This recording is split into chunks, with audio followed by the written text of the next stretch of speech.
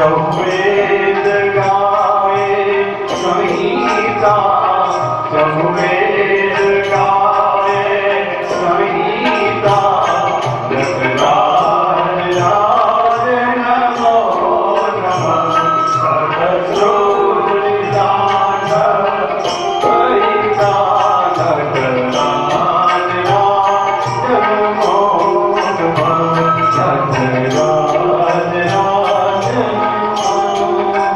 सतश्रुतिदान कहिता, नटराज राज नमो नमः, नटराज સૃષ્ટિનું તાંડવ થતું હોય, એ સૃષ્ટિનું વિસર્જન થતું હોય, ઈશ્વરનું વિદ્રુપ રુદ્ર અને એ જુએ ને છતાં પણ તાંડવ કરતા હોય, નાચતા હોય, એને મન કાઢવું. આપણો બદલાતો ક્રમ છે. જીવનમાં મળે તો આનંદ થાય, વધારે નજીક આવે તો મોહ થાય, અને ઢોરાઈ જાય, છૂટું પડી જાય તો શોક થાય.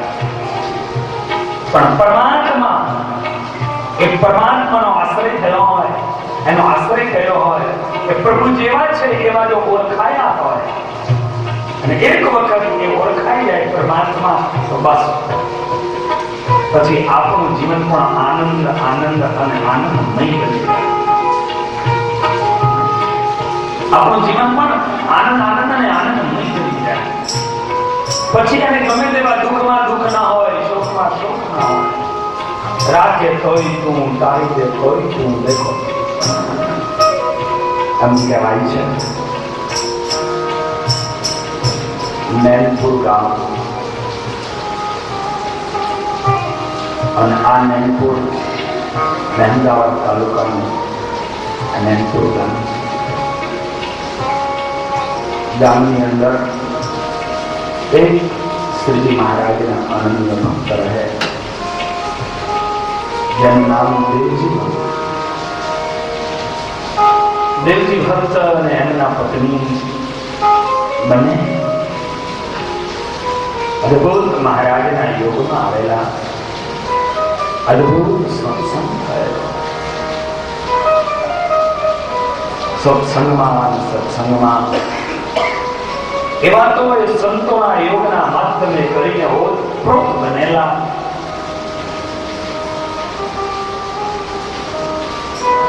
એ લગ્ન સમય વ્યતીતો થવા લાગ્યા,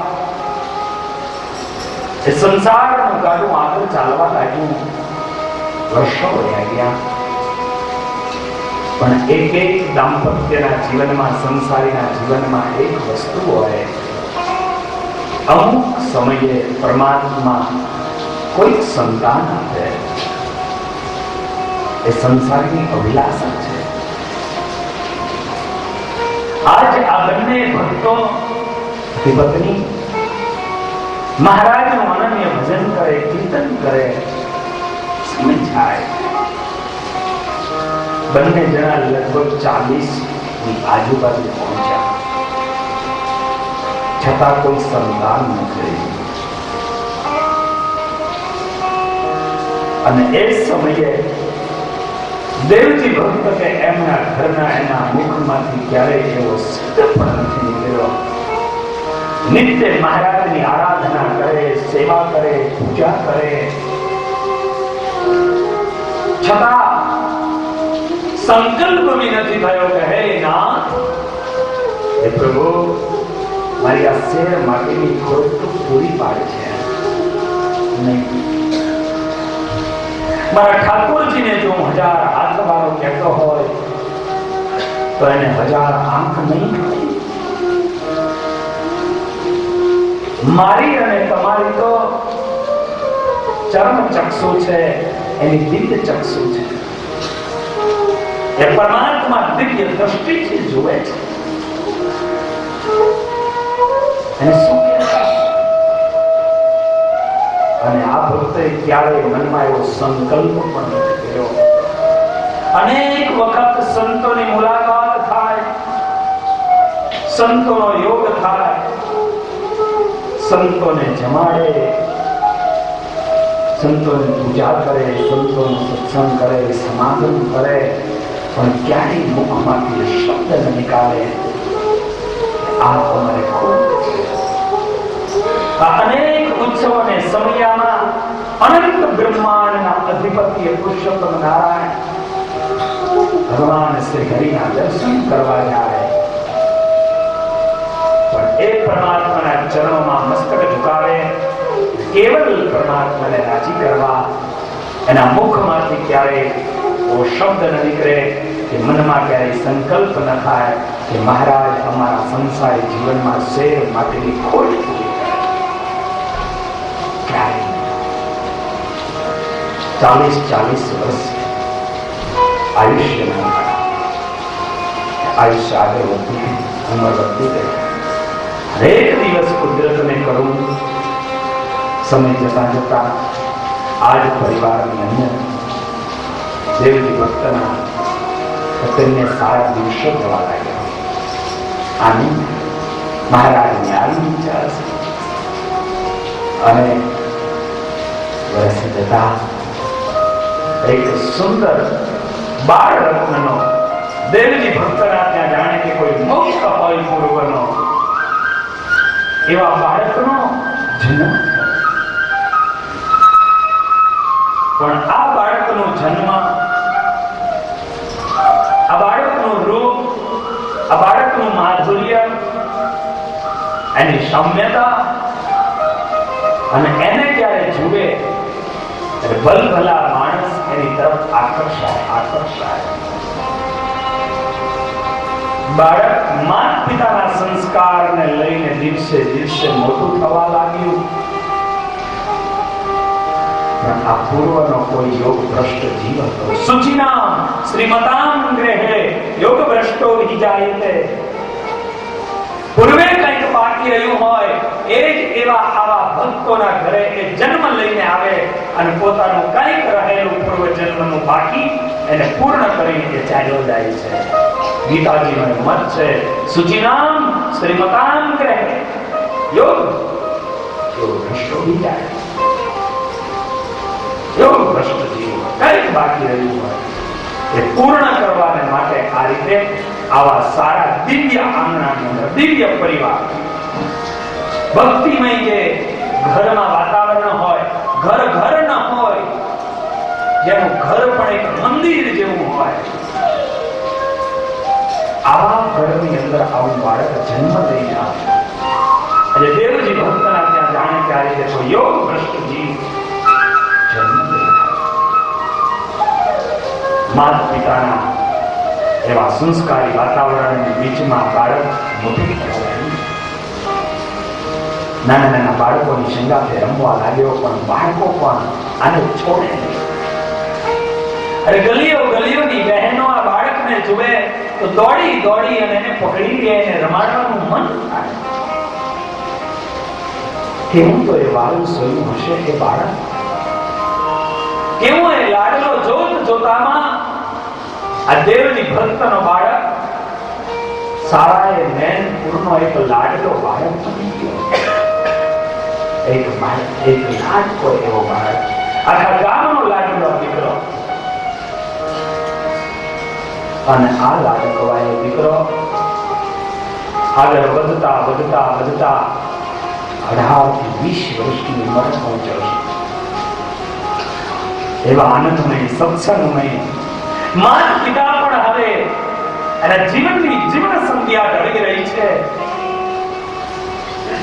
અને એવા સમયની અંદર આ યુવાન દીકરો જે મા બાપનો આધાર બની અને યુવા અવસ્થાએ ભર યુવાનીએ પહોંચ્યો છે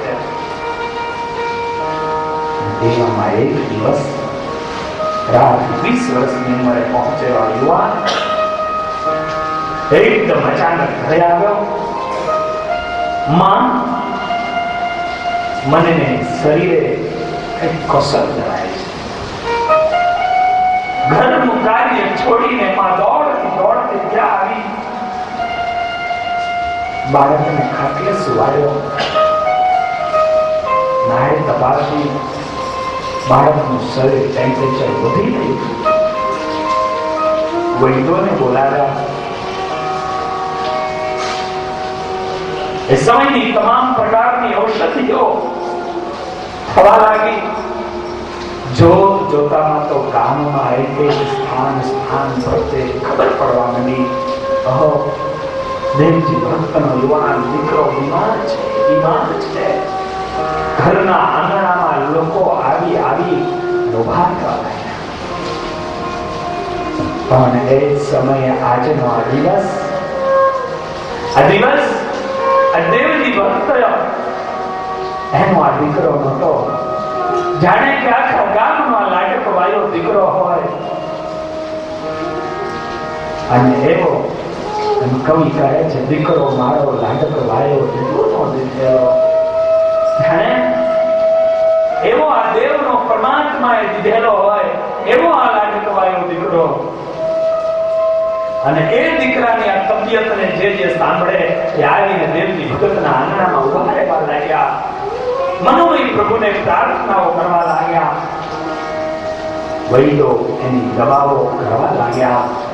પણ દવા તો આને અસર નથી કરતી. માથી આજીને ઘસી રહી છે. એના પગના તળિયાઓ એની ઉપર આજે માલિશ કરી રહી છે. પણ આની ગરમી ઘટતી નથી. અને આજનો આ દિવસ દેવજી ભક્તના જીવનનો નહીં, સારાએ નૈનપુર ગામનો. જાણે કે સૂર્ય પૂર્વમાંથી ઉગેલો આજે પશ્ચિમ તરફ જઈ રહ્યો હતો. અને સાંજનો સમય થતા જ્યારે સૂર્ય અસ્તાચળને પામવા જાય એવા જ સમયમાં આ દેવજી ભક્તના લાડલા દીકરાએ સદૈવની માટે પોતાની આંખો બંધ કરી. આખા ગામનો આ લાડકો દીકરો, આખા ગામનો આ લાડકો આવ્યો દીકરો એને આંખ બંધ કરી. જાણે કે દેવજી ભક્ત અને શાંતા દેવી એના જીવનનો સૂર્ય અસ્ત થઈ ગયો. લોકોની આંખોની અંદરથી આંસુઓ વહી રહ્યા છે. અને એક ગામનો યુવાન રડી રહ્યો છે. એક માતાઓની આંખો આજે ભીની થઈ છે. જાણે કે દરેક માતાના હૈયામાં આજે વેદના હતી. જાણે પોતાનો દીકરો ગુમાવ્યો હોય એવી એ નૈનપુરના લોકોના હૈયામાં વેદના સારી એ ખામ એકત્રિત યુવાન દીકરાની અંતિમ ક્રિયાઓ અંતિમ ક્રિયાઓ પૂર્ણ થતા સંસારના રીત રિવાજ મુજબ દરેક લોકો ત્યાં આવી અને શોક કરવા લાગ્યા. પણ આ એક પરાત્પર પુરુષોત્તમ નારાયણનો ભક્ત મુક્ત દેવજી ભક્ત એના આંગણામાં આવીને લોકો રડે. દેવજી ભક્તને આ ગમે નહીં. અને દેવજી ભક્તે એક દિવસ એમના પત્નીને કહ્યું, દેવી દીકરો મારીને તારી બીચમાં હતો. કદાચ આટલા લોકો એને ઓળખતા હતા. એ દીધો તો કોઈ એ દેવનો દીધેલો હતો, ભગવાને દીધેલો હતો. અને કદાચ લઈ ગયા તો એ પરમાત્મા લઈ ગયા છે.